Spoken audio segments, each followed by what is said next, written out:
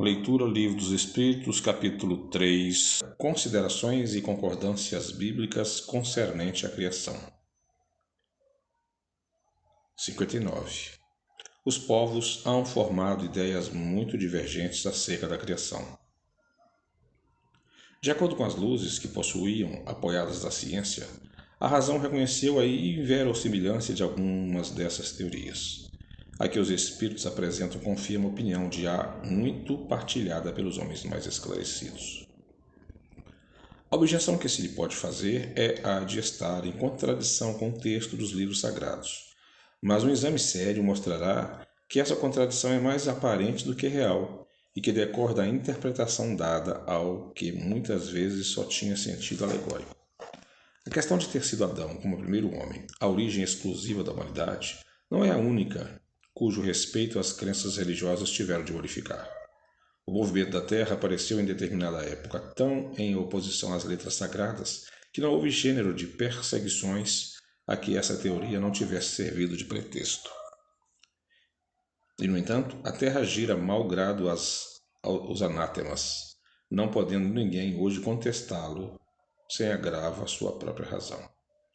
Diz também a Bíblia que o mundo foi criado em 6 dias e põe a época de sua criação há 4.000 anos mais ou menos, antes da era cristã.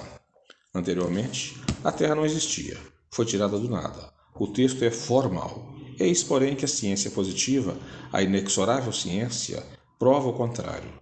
A história da formação do globo terráqueo está escrita em caracteres irrecusáveis no mundo fóssil, achando-se provado que os 6 dias de criação indicam outros tantos períodos, cada um de talvez muitas centenas de milhares de anos. Isto não é um sistema, uma doutrina, uma opinião insulada.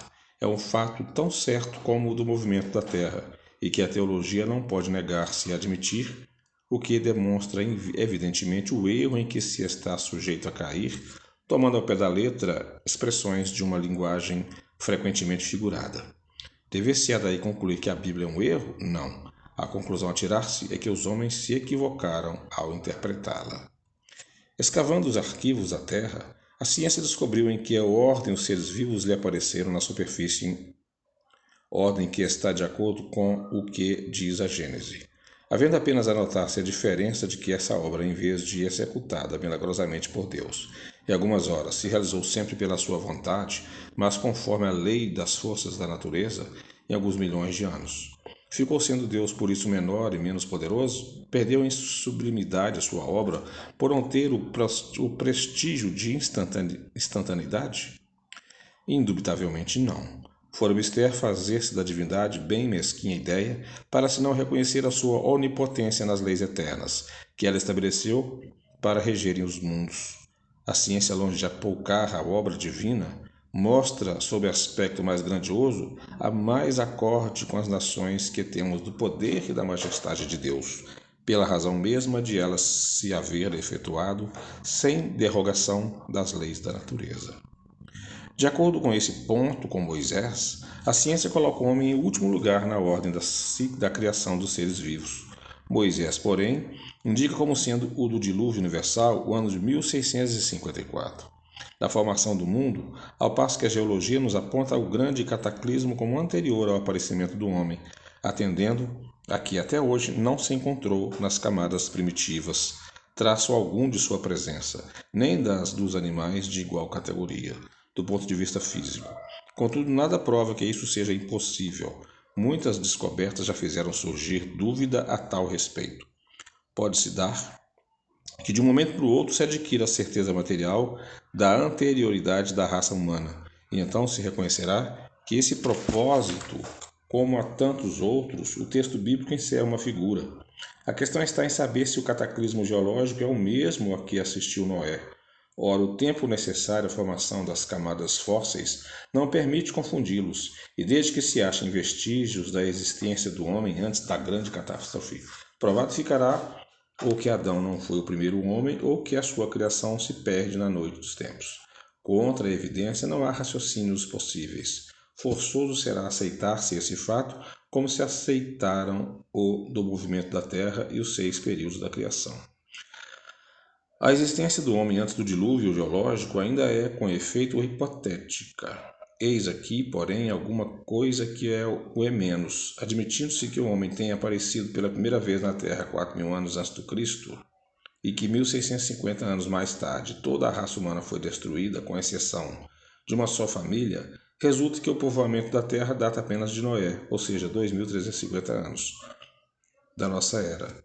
Ora, quando os hebreus emigraram para o Egito no 18º século, encontraram esses países muito povoados, já bastante adiantados em civilização.